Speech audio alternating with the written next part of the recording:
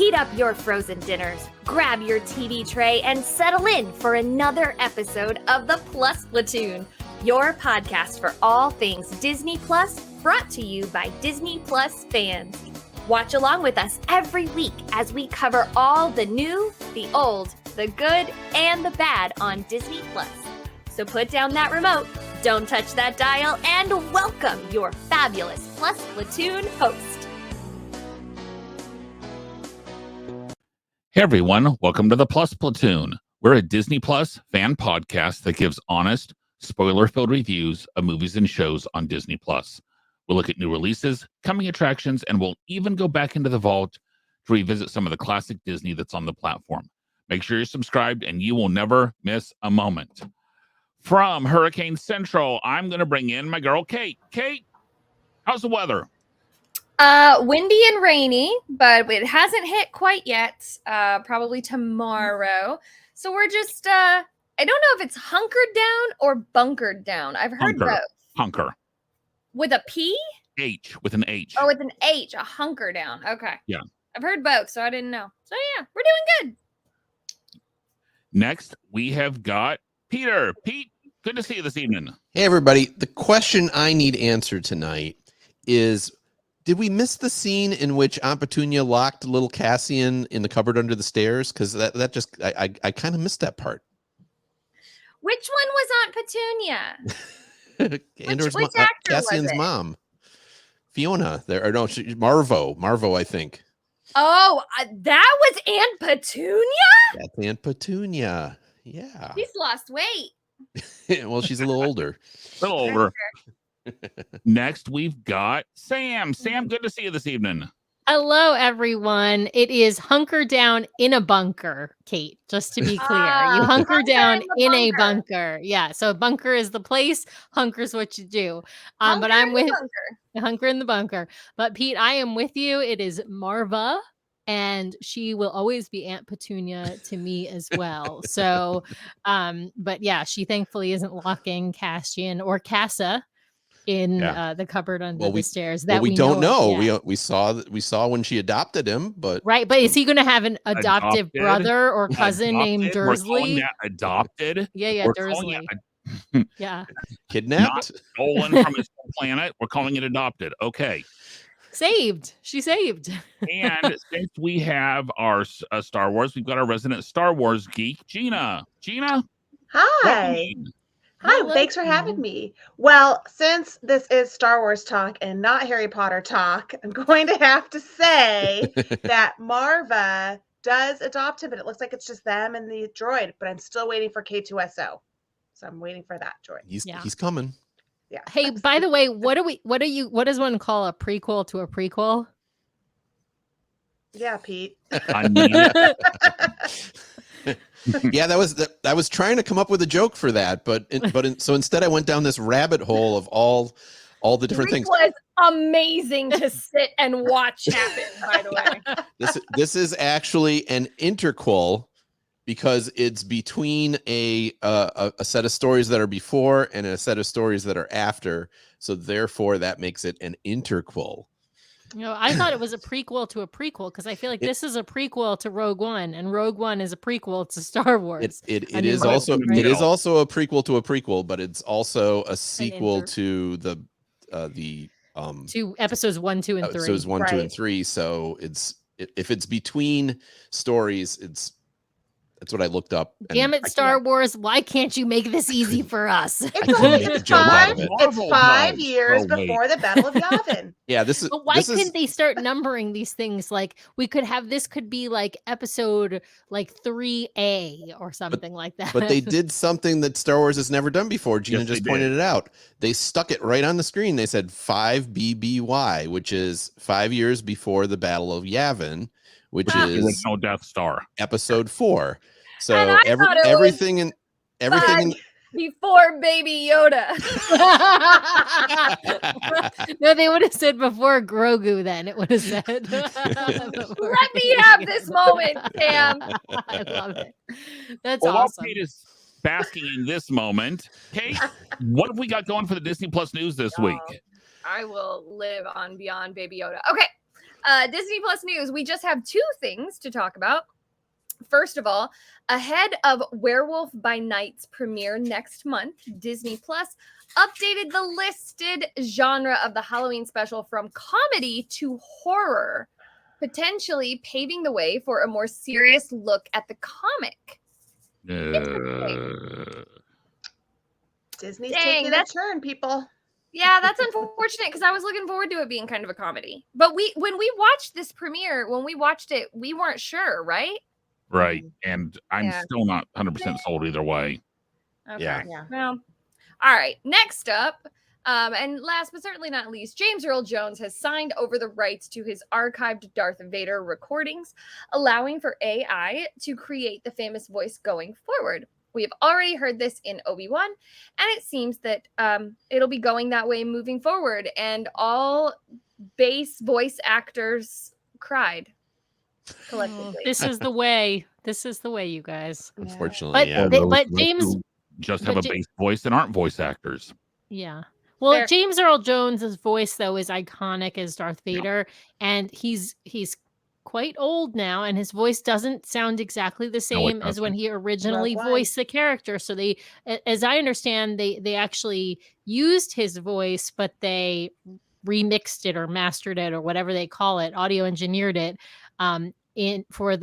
for Obi-Wan in order to make it sound more like how he sounded in the original films. So this is not we shouldn't look at this as a bad thing because No. his voice is going to live on for eternity as Darth What, Vader. 92? 9, yeah. And I wanted him to record the alphabet and record like the encyclopedia. So this is pretty much my request.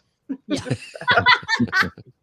I bet they do have a ton of recordings from him from various obviously the original films, but probably even from from the later films as well. So it'd be interesting to see how much tape they have of him. Can you pick his voice on Waze? Because I know there's like some. That would be cool. I know Maybe there's you some could have actors. C-3PO. Yeah, you could Anthony Daniels for Yeah. sure. Yeah. I did have him. That would be fun. I wonder Yeah. if he could be like my Siri or Alexa voice. I Oh. feel like that would be kind of awesome. Yeah. He has such a great voice. But Someday seriously- they'll sell the rights to Microsoft or to Yeah. Apple or Google or somebody to make him in your everybody's home. You'll have James Earl Jones right in your home. Seriously though, we've been watching Rebels because we're like Kate's doing her Marvel watch through. We're doing Star Wars watch through with my wife, and she's starting to learn the timeline, which is very exciting. Mhm. And but anyways, when you get into season 2 of that, Darth Vader shows up pretty significantly, and same thing. You can kind of tell that it's James Earl Jones, but he definitely sounds like a little elderly in it, and it's a little awkward. So I think I don't know. I think it's fine. It's such an iconic voice. It's not going to happen with a lot of characters. I think it's just because it's him. Yeah. I mean, we've had that with some of the original Disney characters, of course. We've had not these audio engineered, but somebody replacing the voice and not kind of sounding exactly like it. But then eventually we all get used to it and sort of move on. But I'm not sure anybody wants a different voice for Darth Vader from James Earl Jones. Yeah. And I don't think that's one thing I don't think Disney's stupid enough to try. Yeah. Yeah. Agreed. So, all right. Okay, now since we are in Star Wars universe, we had Andor premiere this week. We had 3 episodes. Each of them ran about 35-ish minutes long, plus or minus a couple minutes. And Pete, I'm going to start down with you. Is this feeling like a typical Star Wars series, or does it feel like something different to you? Yeah, so I'll start out by admitting, and I kind of feel like I might be in the minority. I really liked this series so far. I don't know. But one of the things I complain about with Star Wars is that, and we've talked about this before, with Marvel to me tries to do something different a lot of the time, not all the time. But Star Wars tends to just be Star Wars.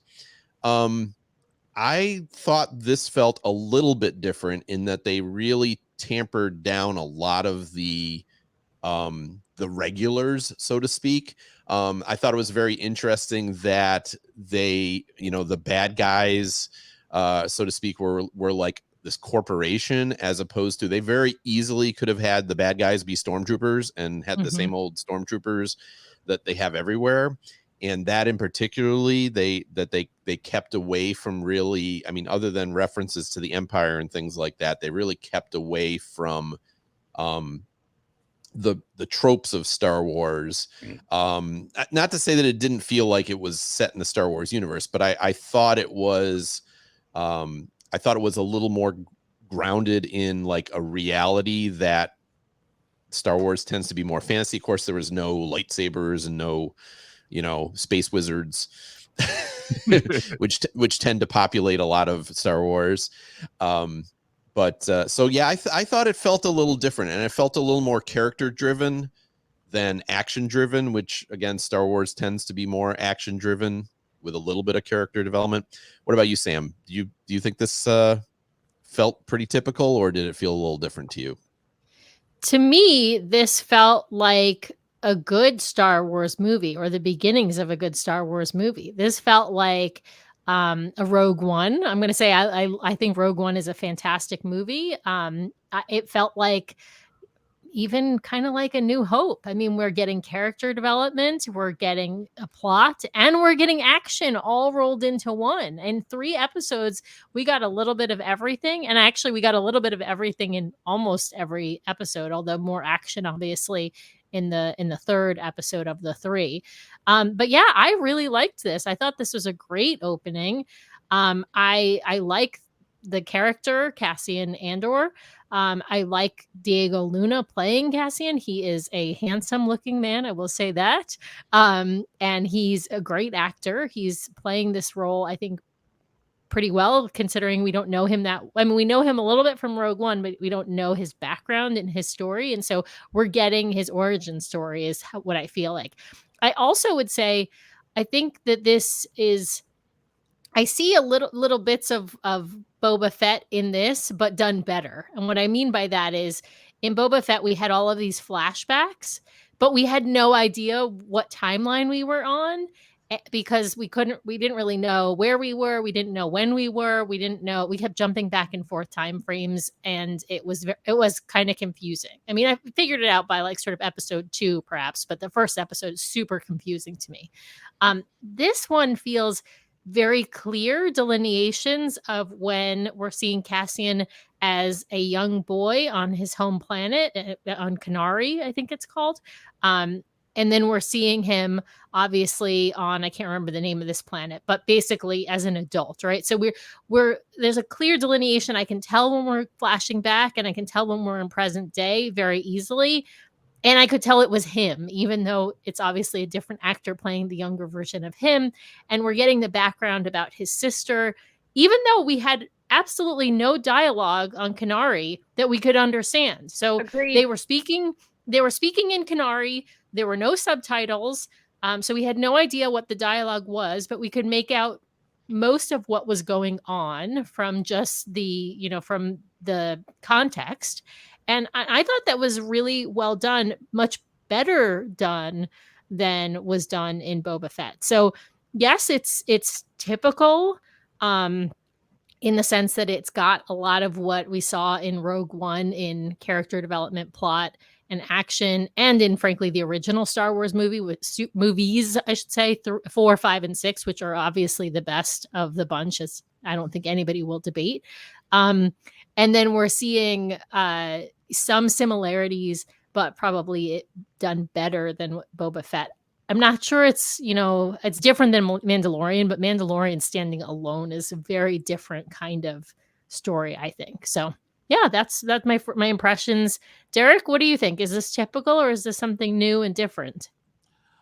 I think your comparison to Book of Boba Fett is very on point, because it feels, with the flashbacks, it really felt like Book of Boba Fett, except for the fact that it was a whole lot more concentrated.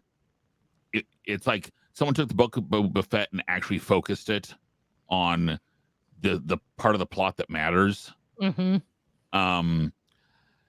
I think these 3 episodes could have been done in 2. Just a little bit I mean, it just felt there was a couple points where I thought, okay, we get it. Let's move it along a little bit more. But I also have to make this last 12 episodes. So yeah, yes, somebody paid for 12 episodes, right? So yeah.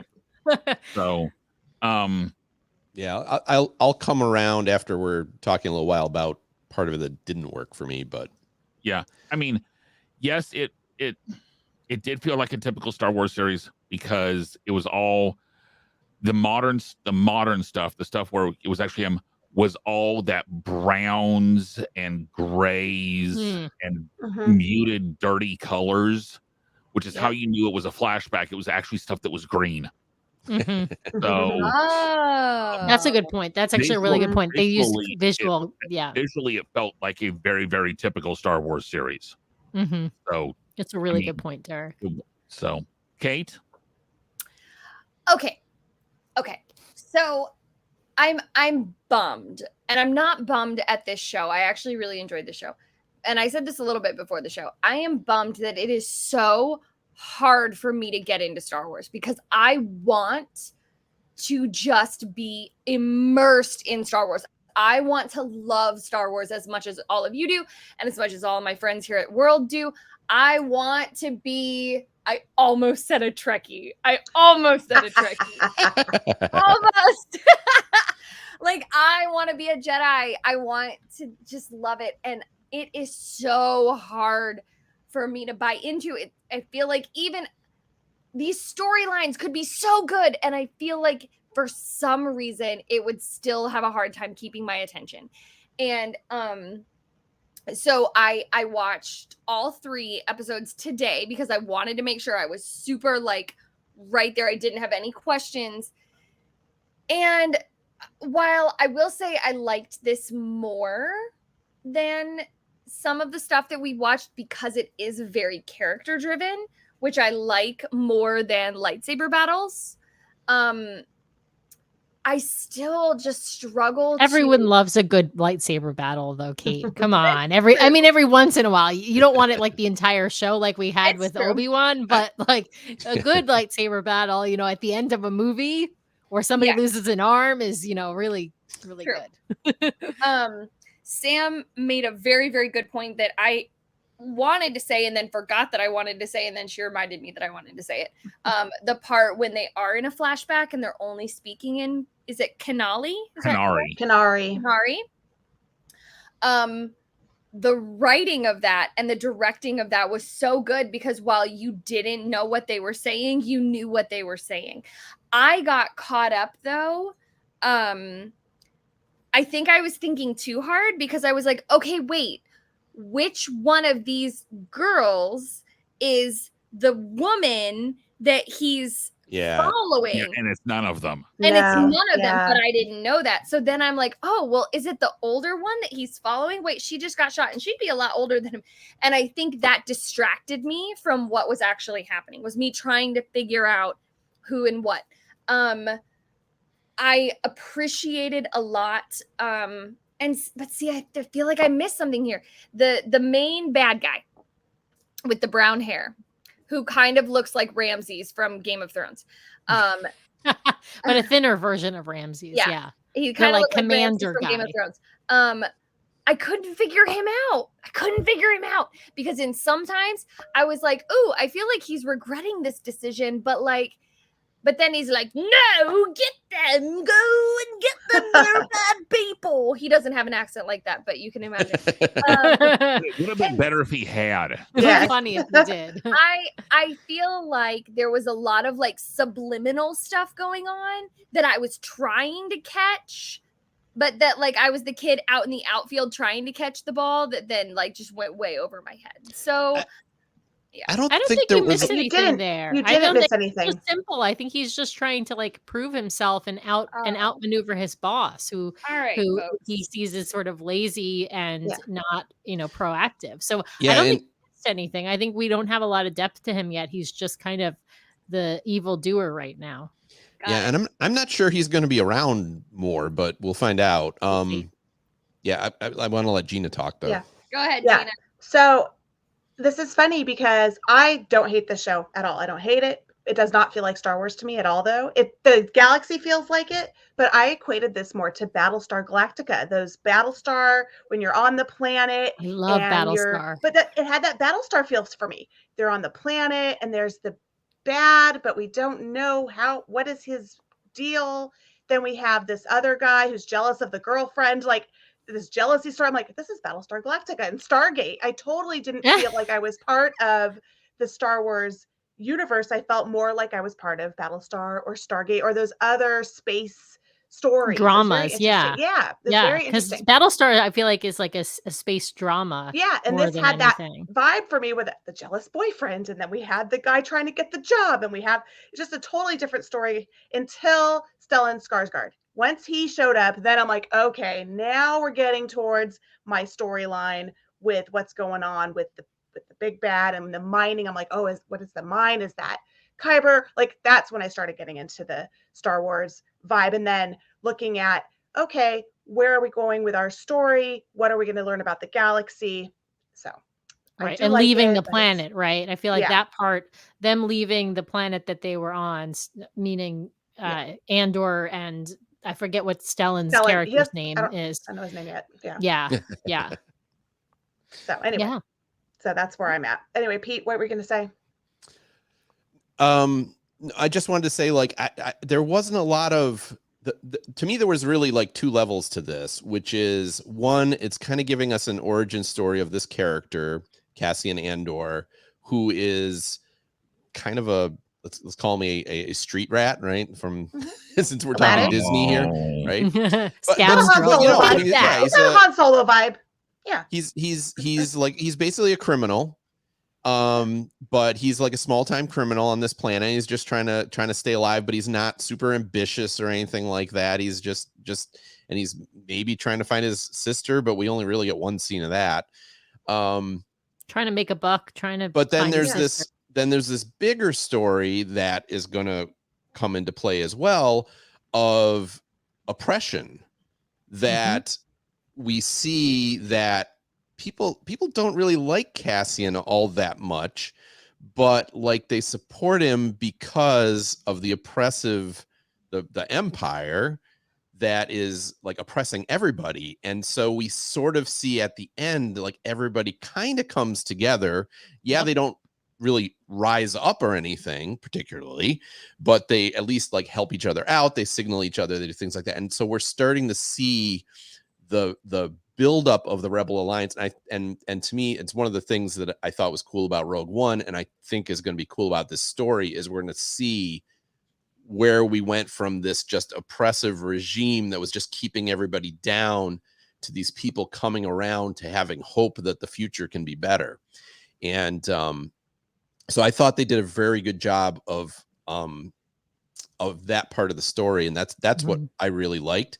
I don't know if this is the right time to talk about the one thing I didn't really care for, which honestly is the flashbacks. And not that I didn't like the flashbacks, but it was too much It was they were long. That part of the story dragged for me a little bit, and there were things in the flashbacks I wanted to know about that they didn't tell us about, and maybe that's good, but like, did anyone else notice that like this tribe of people were all kids? No adults? Yeah. I noticed Lord of the Flies. I noticed Lord of the Flies, and I also noticed that they had a crashed ship. Yeah. Right, and they had like real clothes. I mean, they weren't making clothes out of deerskin or something like that. It gave you Lord of the Flies vibes? It gave me because of vibes. Because of it gave me Lord of the Flies vibes, because it was it was clearly this tribe led by like teenagers and without any parents. Same feeling, different movie. Yeah. Is Lord of the Flies is the one where like I think I'm getting Lord of the Flies and Animal Farm mixed up. Yeah. Lord of the Flies is the boys on a island, and they turn into and they all have funny names. Yeah, they give each other some names. Okay, I remember. I read it in high school. Yeah. So there's like a story there about, and you get this big mine and everything like that. So there's a story there that they didn't tell us, and maybe eventually we're going to hear it. So I shouldn't get too upset about it. But like I was more interested in the story they didn't tell us than this overlong plot about, okay, we get it. He's this kid on this planet, and he ends up getting taken off the planet. Okay, Yeah. we didn't I need agree. 30 minutes of screen time or whatever to tell us that story. So Yeah, I agree with you. I think some of the flashbacks just showing them interacting with each other and then the painting of their faces and stuff, it was just kind of drawn out and long, and especially because we didn't know what they were saying, or we got the gist of what they were doing but didn't know exactly what the dialogue was saying. It went on a little too long. I think you're right, they could have told the same effective plot without and by cutting probably 5 minutes of of just that, some of that flashback stuff, little bits from each flashback scene. And to Yeah. Derek's point, they could have condensed those 3 Mhm. episodes into True. maybe 40 to 45 minute 45-minute episodes. It probably could have been done, they would have been longer, I think, than the 35 minutes, but yeah, they wouldn't have had to make them hour-long episodes in order to make them two But episodes. the present day stuff, I did not feel that. I felt that Yeah. that told a story very effectively. Yeah. I agree. Yeah. Okay, Gina, jumping over to you. So far, and from the feel we're getting, we're not going to have any. Yes, we're going to have some of the Rogue One characters will show up in this because we've seen it in some of the previews. But are you okay with a series without any major character appearances? Because so far, they have thrown in major from the original trilogy, major character appearances in just about every single one of their series. Are you okay with a series without any of those? Yeah, well, let me start with I liked Clone Wars, the animated series. I liked it. So I want to start there because that's a slog, and you only know Anakin and Obi-Wan. That's all you know. And then they go to all these planets, and Yoda, and the Jedi. And then we were talking about Rebels. You don't know anybody, and I love Rebels. Rebels is probably one of my favorites. And you don't see any of the major characters until end of season 2, I think, and then at season 3 when you see Beginning Ahsoka, of season right? 2, Okay, of season beginning 2 of is season when 2. they show up. So with those backgrounds, liking the slog, liking the, I like the slog and I like the not knowing, but they're building inside my universe. I'm fine without any major characters. Don't call it slog, call it plot and character development, Gina. I'm comparing it to Clone Wars. Clone Wars is a definite 5-season slog. Anyway, so I'm okay with it, and I think the major character is going to show up, but it's not going to be from the trilogy. It's going to be from, like we said, Rogue One, who is Saul Guerrero, who I'm really excited to see Saul. Anyway, what about you, Pete? I want more of this for my Star Wars, to be honest. I want more of I would have been happy with Mandalorian if Luke had never shown up. I mean, it was a great scene and all, but like we didn't really need it. That story was going really well without doing that. And and I think Boba Fett is so far the weakest of the Star Wars series, and it's almost entirely characters we know. Or at least a lot of characters we know. And so I so much like this when we're getting like new stories. I want Star Wars to experiment more. I want it to try branching out, try new things. It can't rely on telling us the same story over and over again. And because I feel like they also did that with Mandalorian, and which is one of my favorite Star Wars things of all. So yeah, I hope they, and I'm sorry, I don't think Saw Gerrera is a major character. I suppose if you sat through Clone Wars and all the other things, he shows up a lot. But no, I hope they keep it to characters that we're not as familiar with. Yeah. Sam? I'm going to have to piggyback on what you said, Pete, but I'm going to give a different example, which is Obi-Wan, right? In Obi-Wan, we know all the time during every fight scene, we know that neither Darth nor Obi-Wan can die because they have to be alive for episode 4 through 6, right? So it's constantly frustrating in that show because you are never really surprised by what happens, except if it happens to a minor character. Now, in this show, of course, we know Cassian Andor needs to live, but every other character is up for grabs. Like anyone can die, anyone can almost die, anyone can become paralyzed and end up in a suit like Darth Vader, or live because they end up in a Bacta tank, or what, we don't know what's going to happen with any of these characters. We just met Stellan Skarsgård's character. We don't know what's going to happen to him. Obviously, he's going to be a major character. We have Bix, which is a female character that is also, I think, going to be a major character. She is not the love interest right now, but she could be a future love interest. But if anything, she's going to be an important character. At least that's what they're sort of telegraphing with the first few episodes. So yeah, I love that we are having, I'll call it, new characters, or characters we don't know much about, because then we don't know exactly what's going to happen, and we don't know where the plot's going to take us, and we don't know who's going to become important to the rebellion, right? Right now, the only one we know who's going to be important to the rebellion is Cassian Andor. We know nothing about anybody else. So I love that. I think it's great. I hope they continue with giving us these new characters, like you said, Pete, and try things differently, and give us a new story, so that it's not all about Darth and Luke and Leia and Han Solo and Obi-Wan. What about you, Derek?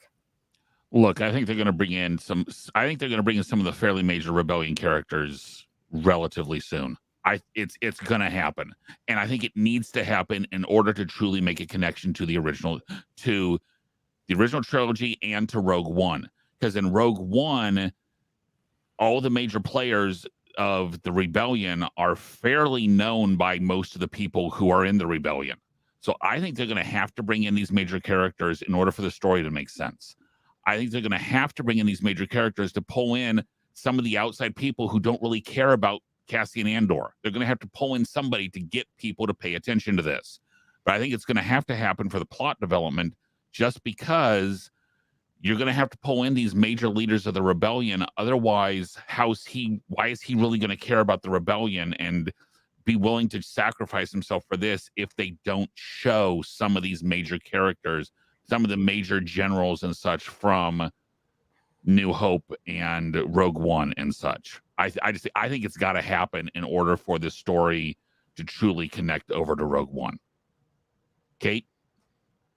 Well, I kind of hope they don't introduce some characters that I'm supposed to know who they are. Yeah. Because then it will make me even more confused, because I will know that I'm supposed to know who they are, and I won't know who they are. What's so funny about this, Kate? I actually texted Gina this afternoon before the show saying, was I supposed to know anybody in this show besides Cassian Andor? Because if I was, I don't. Can you tell me? And I literally asked Gina this question. So I love that you just said this, because it reminded me of the fact that I sent her that text.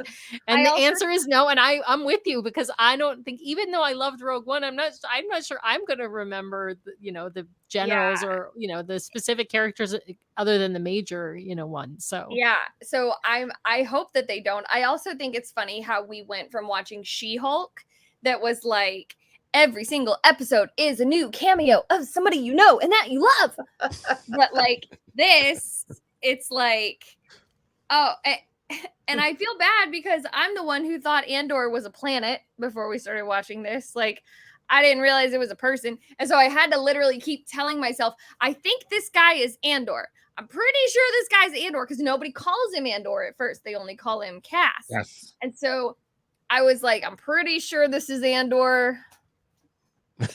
Not positive, but I'm going to go with my gut on this one. You're right. I will say I want more of that dang droid. Oh, wait, we're not there yet. Never mind. That's what we want more from the show. And that can I lead into it? Yes. Yeah, go ahead, Kate. Perfect. What do you want from the rest of the show? Sorry. Give me more of that dang droid. Are you kidding me? He has a stutter. He has a stutter. He's so cute. And when he's like, you need to tell a lie. Tell them this and this. That's 2 lies. 2 lies. Like, that's 2 lies. It was the perfect comic relief for a rather heavy moment. Give me more of that droid, man. Are you kidding me? That was so good. That had me laughing actually out loud. Even though the droid doesn't mean to betray him, but the droid is the one giving the signal that tells where he is. Yeah, give me more of that droid because that was A+. All right, Gina, you go. So what I do want is I want K2SO. I discussed that in the very beginning. He's the Imperial droid. So I want to know how that relationship starts. I'm really looking forward to that. I do want some Imperial guards. I do want some infiltration. I love when they infiltrate into the enemy territory. So I do want some of that. Anyway, K2SO and some infiltration. What about you, Pete? Well, I kind of what I said about this one. I want to see how that rebellion builds. I find that very interesting. Like, how do you go from all these planets that everybody is kind of feeling repressed but is afraid to do anything, to this group of people that come together? And Rebels kind of gives you that too. You get that a little bit out of Rebels, but Rebels is obviously directed at a somewhat different audience, a younger audience than this show. So I'm kind of looking forward to that. I hope we get some more of Bix. I really do. That's an interesting character, and I almost hope we get some more of the. I have no idea what his name is, but the guy that led the raid. Not Ramses. Not Ramses. Yes, him. But I'm really expecting, as I said, I'm expecting a change of story. I think I read somewhere that this show is it's like 3-episode blocks. Okay. So we got a 3-episode story, then we're going to get like another kind of separate 3-episode story. And that doesn't necessarily mean that the characters won't be in multiple of these stories, but it sounds like that's what they're going to do. Is there's kind of like 4 3-episode stories in the first season, and then, but all of these are taking place in like a single year, and then the second season is going to be one story, and then they're going to jump ahead a year and then another story. So we're going to see a lot of kind of like mini movies out of this series, almost, to give us the background and the history of Andor, and again also the development of the rebellion. So I'm really I'm glad other people are enjoying it, because I kind of, the show is very, I called it slow burn, right? It's not super fast paced or anything like that, but I'm enjoying it. So I'm looking forward to more. What about you, Sam? What do you want to see? Gosh, I want to see all of the things that you all said, but I also want more about his Canary background. I want to understand more, as you said in our earlier question, Pete, how they got to Canary in the first place and how they ended up without parents there, and how this sort of tribal structure formed. I'm not sure they can do it without subtitles, though. I'm not sure they can give me all of that without subtitles, I mean. But I also want to know a little bit more about his upbringing with Marva and the other guy. So I want a little bit more flashbacks, but of specific, events in his life. Perhaps not the same kind of flashback we got in the first 3 episodes. I also want more of this villain. I actually like this. I mean, I don't like him because you're not supposed to like a villain, but I think he's a decent villain, right? His motivations are kind of to prove himself and to, right the wrongs that, this murder of these 2 officers or whatnot. So I would like to see a little bit more of him. I'm not sure if we're going to, because we're switching planets, right? We're going someplace new, but I would be happy to see him as the villain going forward. I would also like to see what happens when his boss returns from that meeting, because I think he's going to get spanked. So for the big screw up, because he ended up with like 10 or however many of his soldiers dead 12. Now because of, he went with a crew of 12. Yeah. Right. He went with a crew of 12, but he's returning with just a couple. So so probably 9 or 10 of them are dead. So I kind of want to see his repercussions. I think that would be a fun scene, even if we don't get a whole lot more from that. So so far this is a good start for me. I think it'll be interesting to see if it pans out, Pete, what you said about these sort of 3-episode arcs, and how far in time they jump, if they do jump in time. I'm looking forward to the rest of the season. Derek, what are you looking for? So we can call him something besides not Ramses. His character name is Cyril Karn. Cyril. Not Okay. Ramses. Not Ramsey. So Cyril. Cyril. Okay, so I want to see a Cyril. little more Cyril, and I want to see Cyril get spanked by his boss. The boss. Yeah, I love the boss. Derek, what do you want from the rest of the show? See, for me, I really don't need more Cyril. Cyril reminds me of in Pirates 2 and 3, the Norrington? East India Trade Company guy the little Oh. weasel. Okay. Yeah. And he even kind of looks like him. Yeah, a little bit. I guess You mean that. you like Wesselton? Duke Wesselton. What do I want from the show? I want the Empire. I want the Empire there. I want to see, okay, so far, because so far we haven't seen how is the Empire actually Spreading out.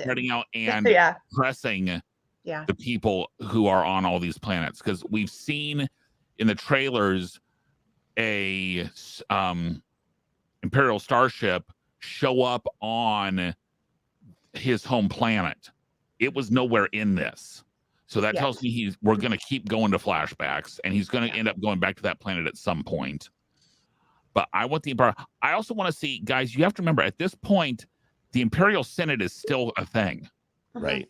so how I want to see some of that politics there. I want to see some of how, yes, it's now the Galactic Empire, but the Senate is still there. And are some of those senators going to be involved in helping with the rebellion? Oh, and for sure they are. Yeah. Yeah. But show me that. If this is truly going to be the rise of the rebellion and why they hate the Empire so much, show me why I should hate the Empire so much. So then we will have Banner Grana. So we will have a major character. I don't know. Yeah. So show me why I should hate the Empire so much. Show me why I should hate all these. Show me why I should care about the rebellion and why I should root for the rebellion. Yeah. Well, we know Mon Mothma shows up, who is, I wouldn't call her a major character, but she's the rebel leader in Return of the Jedi. And in Empire, I think.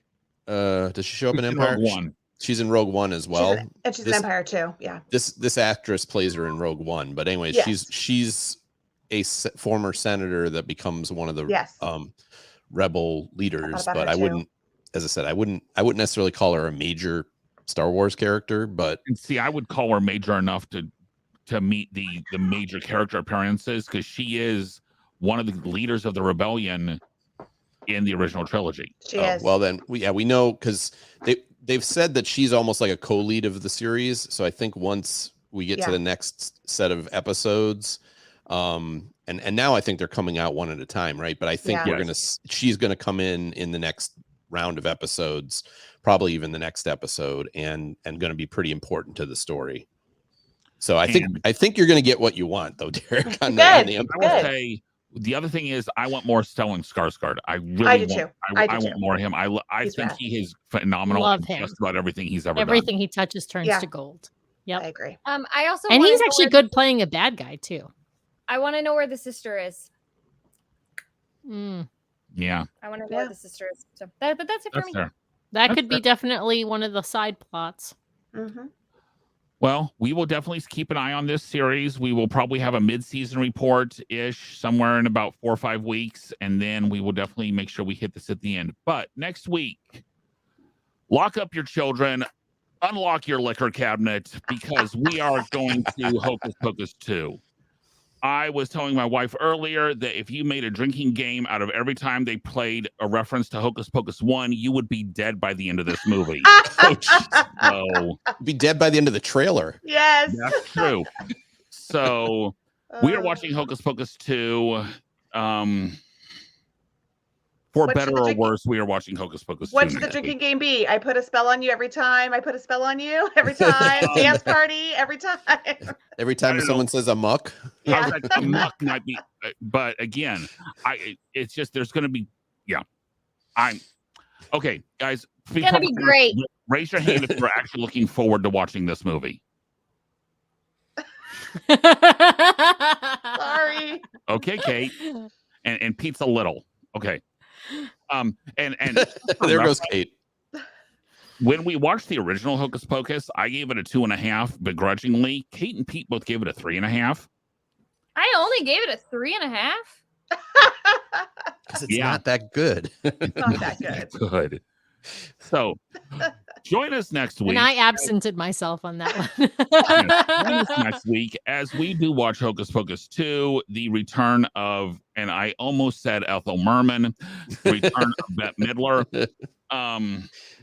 And guys, Sarah Jessica Parker. Kathy Najimy. Yes. But I think, and the guy who plays Billy. But I think those are the only 4 who are coming back. Because my wife actually asked me, are any of the original kids coming back?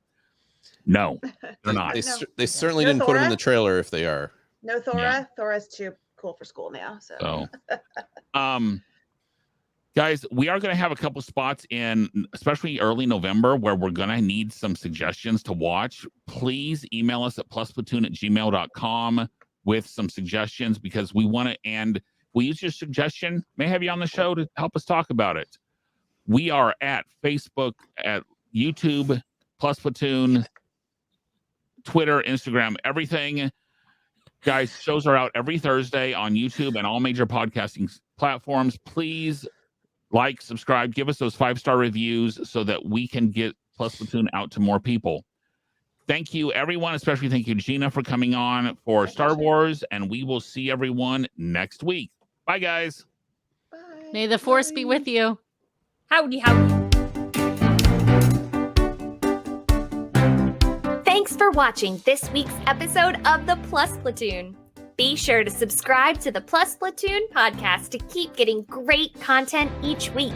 Then head over to Apple Podcast and leave those 5-star reviews, as they help make the Plus Platoon visible to even more Disney Plus fans. Also, go to YouTube and like and subscribe to the Plus Platoon channel, where you can watch all future episodes live.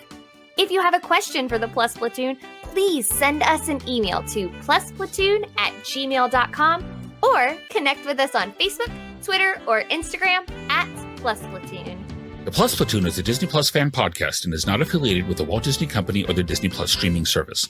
All opinions expressed on the show are solely those of the individual hosts and in no way reflect the views of the Walt Disney Company.